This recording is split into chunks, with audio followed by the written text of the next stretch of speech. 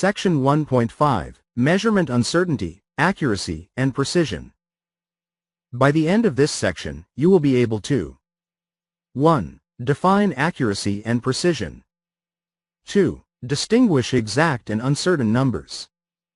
3. Correctly represent uncertainty in quantities using significant figures. 4. Apply proper rounding rules to computed quantities. Counting is the only type of measurement that is free from uncertainty, provided the number of objects being counted does not change while the counting process is underway. The result of such a counting measurement is an example of an exact number. By counting the eggs in a carton, one can determine exactly how many eggs the carton contains. By definition, 1 foot is exactly 12 inches, 1 inch is exactly 2.54 centimeters, and 1 gram is exactly 0.001 kilogram. Quantities derived from measurements other than counting, however, are uncertain to varying extents due to practical limitations of the measurement process used. 1.5.1 Significant figures in measurement. The numbers of measured quantities, unlike defined or directly counted quantities, are not exact. To measure the volume of liquid in a graduated cylinder, you should make a reading at the bottom of the meniscus, the lowest point on the curved surface of the liquid. Figure 1.26. 20. Make reading here. To measure the volume of liquid in this graduated cylinder, you must mentally subdivide the distance between the 21 and 22 milliliter marks into tenths of a milliliter, and then make a reading, estimate, at the bottom of the meniscus. Refer to the illustration in Figure 1.26. The bottom of the meniscus in this case clearly lies between the 21 and 22 markings, meaning the liquid volume is certainly greater than 21 milliliter but less than 22 milliliter. The meniscus appears to be a bit closer to the 22 milliliter mark than to the 21 milliliter mark, and so a reasonable estimate of the liquid's volume would be 21.6 milliliter. In the number 21.6, then, the digits 2 and 1 are certain, but the 6 is an estimate. Some people might estimate the meniscus position to be equally distant from each of the markings and estimate the 10th place digit as 5, while others may think it to be even closer to the 22 milliliter mark and estimate this digit to be 7. Note that it would be pointless to attempt to estimate a digit for the hundredths place, given that the 10th place digit is uncertain. In general, numerical scales such as the one on this graduated cylinder will permit measurements to 1/10 of the smallest scale division. The scale in this case has 1 milliliter divisions, and so volumes may be measured to the nearest 0.1 milliliter. This concept holds true for all measurements, even if you do not actively make an estimate.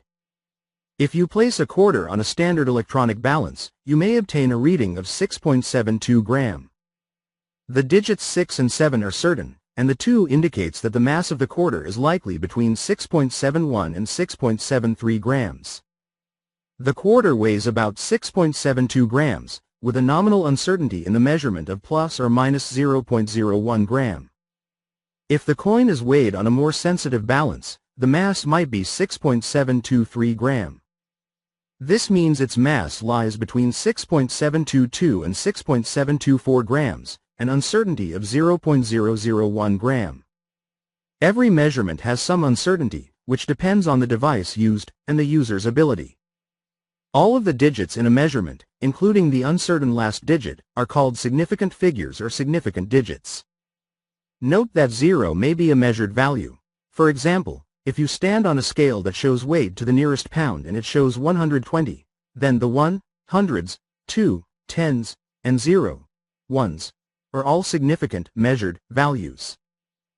A measurement result is properly reported when its significant digits accurately represent the certainty of the measurement process. But what if you were analyzing a reported value and trying to determine what is significant and what is not?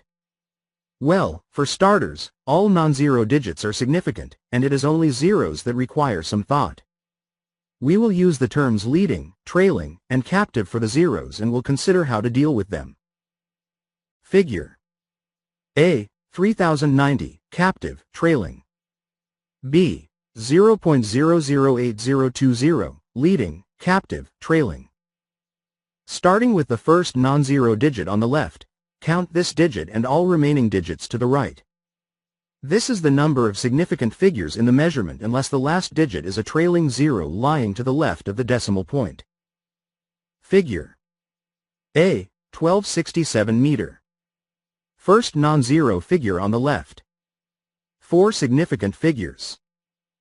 B. 55.0 gram. First non-zero figure on the left.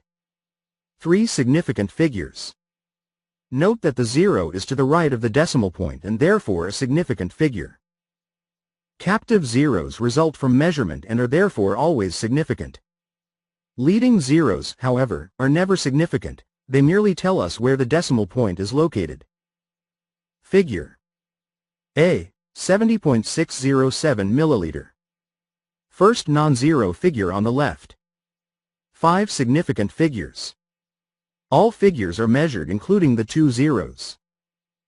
B. 0.00832407 milliliter. First non-zero figure on the left. 6 significant figures. The leading zeros in this example are not significant. We could use exponential notation, as described in Appendix B, and express the number as 8.32407, multiplied by 10 to the power of -3. Then the number 8.32407 contains all of the significant figures, and 10 to the power of -3 locates the decimal point. The number of significant figures is uncertain in a number that ends with a 0 to the left of the decimal point location. The zeros in the measurement 1,300 grams could be significant or they could simply indicate where the decimal point is located. The ambiguity can be resolved with the use of exponential notation. 1.3 multiplied by 10 to the power of 3, 2 significant figures. 1.30 multiplied by 10 to the power of 3, 3 significant figures, if the tens place was measured. Or 1.300 multiplied by 10 to the power of 3, 4 significant figures, if the ones place was also measured. In cases where only the decimal formatted number is available, it is prudent to assume that all trailing zeros are not significant. Figure 1300 gram. Significant figures. Clearly result of measurement. These zeros could be significant, measured, or they could be placeholders. When determining significant figures, be sure to pay attention to reported values and think about the measurement and significant figures in terms of what is reasonable or likely when evaluating whether the value makes sense. For example, the official January 2014 census reported the resident population of the U.S. as 317,297,725. Do you think the U.S. population was correctly determined to the reported 9 significant figures, that is, to the exact number of people? People are constantly being born, dying, or moving into or out of the country, and assumptions are made to account for the large number of people who are not actually counted. Because of these uncertainties, it might be more reasonable to expect that we know the population to within perhaps a million or so, in which case the population should be reported as 3.17, multiplied by 10 to the power of 8 people.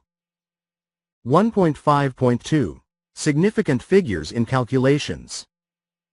A second important principle of uncertainty is that results calculated from a measurement are at least as uncertain as the measurement itself. Take the uncertainty in measurements into account to avoid misrepresenting the uncertainty in calculated results.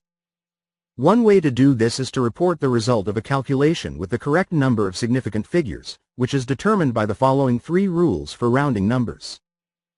1. When adding or subtracting numbers, round the result to the same number of decimal places as the number with the least number of decimal places, the least certain value in terms of addition and subtraction. 2. When multiplying or dividing numbers, round the result to the same number of digits as the number with the least number of significant figures, the least certain value in terms of multiplication and division. 3. If the digit to be dropped, the one immediately to the right of the digit to be retained, is less than 5, round down, and leave the retained digit unchanged. If it is more than 5, round up, and increase the retained digit by 1. If the dropped digit is 5, round up or down, whichever yields an even value for the retained digit. The last part of this rule may strike you as a bit odd, but it's based on reliable statistics and is aimed at avoiding any bias when dropping the digit 5, since it is equally close to both possible values of the retained digit. The following examples illustrate the application of this rule in rounding a few different numbers to three significant figures. 1. 0.028675 rounds up to 0.0287. The drop digit, 7, is greater than 5. 2. 18.3384 rounds down to 18.3. The drop digit, 3, is less than 5. 3. 6.8752 rounds up to 6.88. The drop digit is 5, and the retained digit is even. 4. 92.85 rounds down to 92.8. The drop digit is 5, and the retained digit is even. Let's work through these rules with a few examples. Example 1.3. Rounding numbers. Round the following to the indicated number of significant figures. A. 31.57, to two significant figures. B. 8.1649, to three significant figures. C. 0.051065, to four significant figures. D. 0.90275, to four significant figures. Solution. A.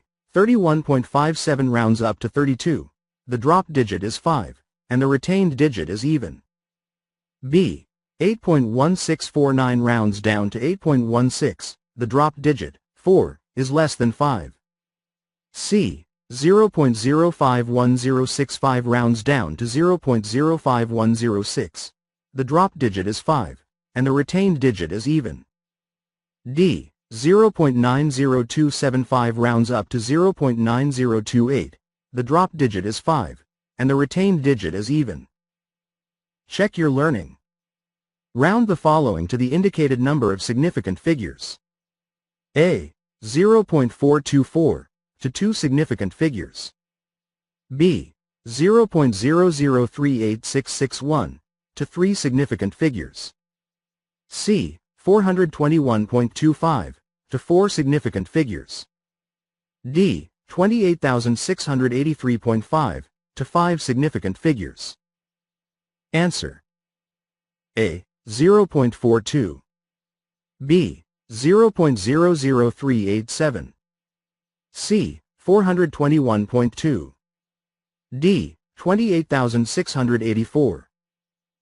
Example 1.4. Addition and subtraction with significant figures. Rule. When adding or subtracting numbers, round the result to the same number of decimal places as the number with the fewest decimal places, i.e., the least certain value in terms of addition and subtraction. A. Add 1.0023 gram and 4.383 gram. B. Subtract 421.23 gram from 486 gram. Solution. A. 1.0023 gram plus 4.383 gram equals 5.3853 gram. Answer is 5.385 gram, round to the thousandths place, 3 decimal places. B. 486 gram minus 421.23 gram equals 64.77 gram. Answer is 65 gram, round to the ones place, no decimal places. Figure A.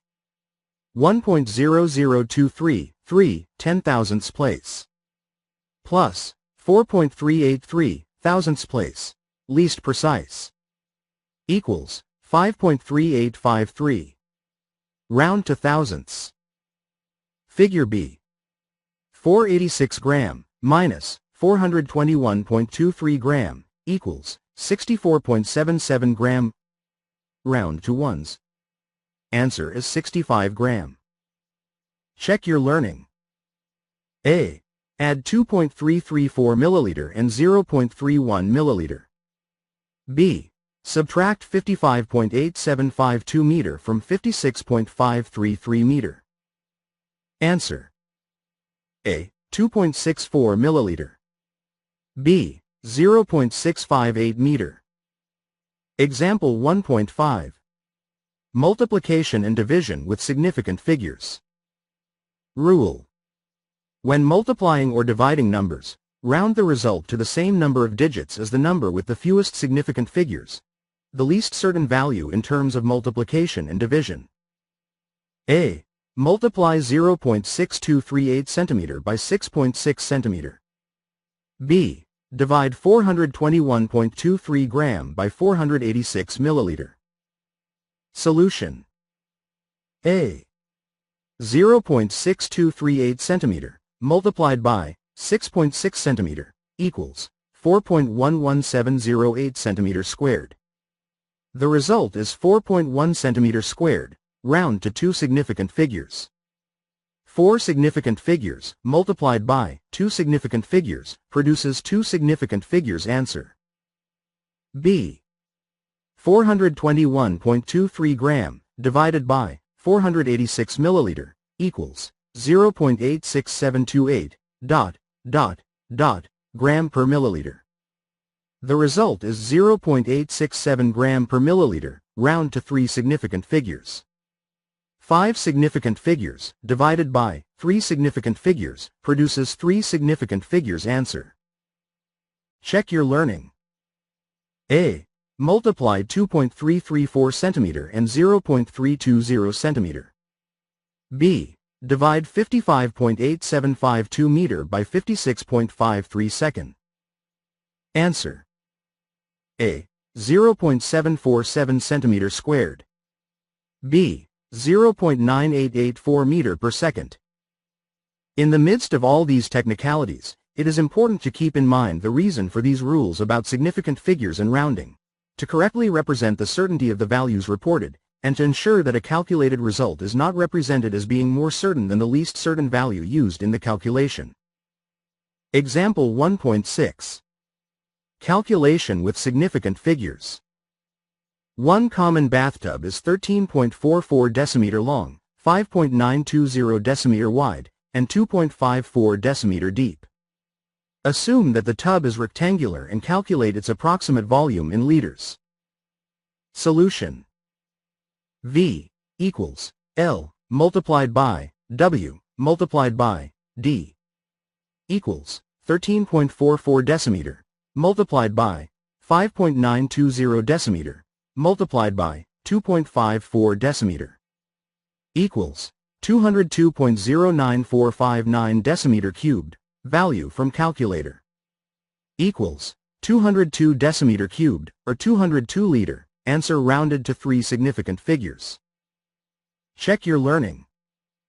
What is the density of a liquid with a mass of 31.1415 gram and a volume of 30.13 centimeter cubed?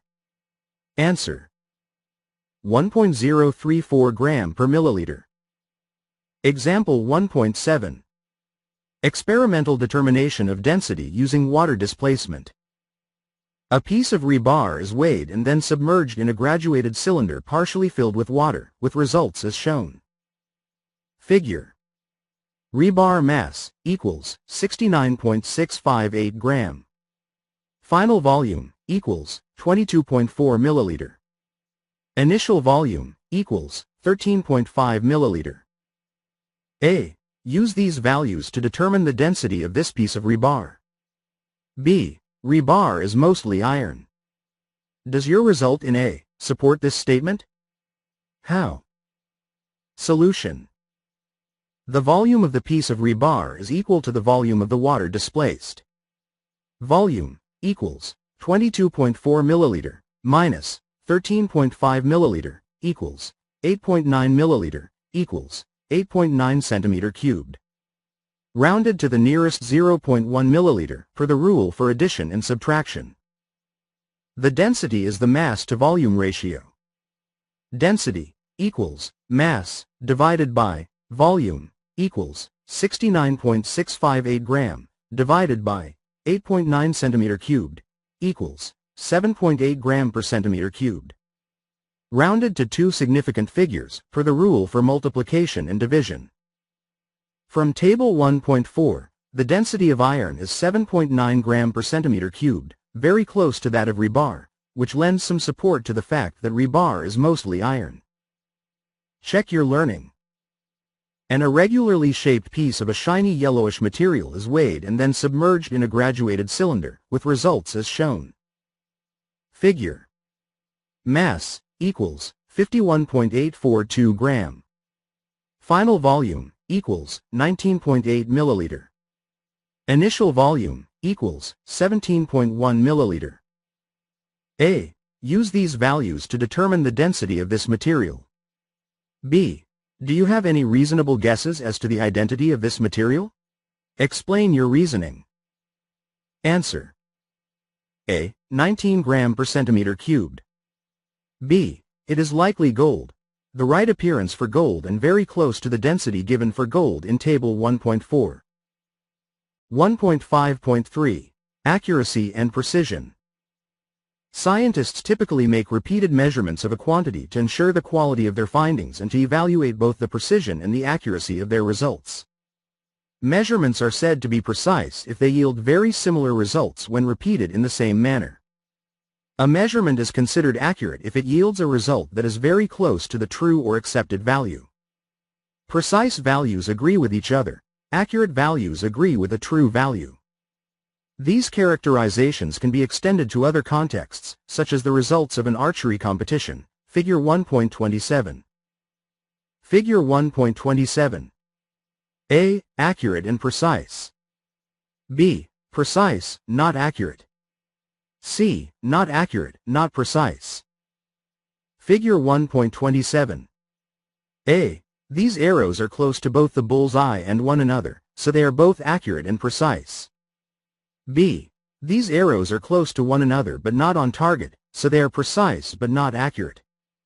C. These arrows are neither on target nor close to one another, so they are neither accurate nor precise.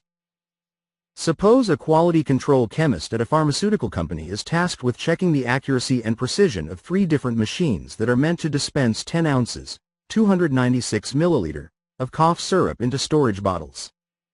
She proceeds to use each machine to fill 5 bottles and then carefully determines the actual volume dispensed, obtaining the results tabulated in Table 1.5. Table 1.5. Volume, milliliter, of cough medicine delivered by 10-ounce, 296 milliliter, dispensers. Dispenser number 1, 283.3, 284.1, 283.9, 284.0, 284.1.